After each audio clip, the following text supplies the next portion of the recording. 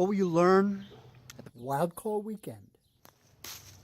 You'll learn the oldest technology of transformation. It's called a rite of passage. If this sounds like a cult, you'd be right. At the root of every culture pretty much known to man has been this type of a ritual to help people go through changes in life.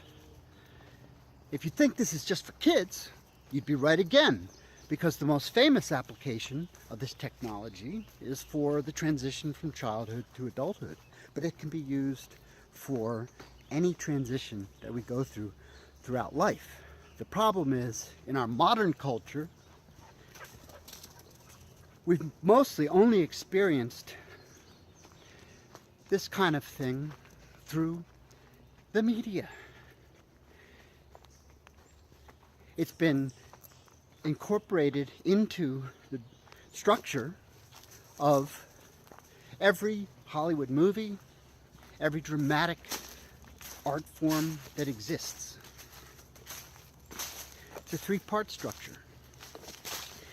I'll tell you more about that in our next video.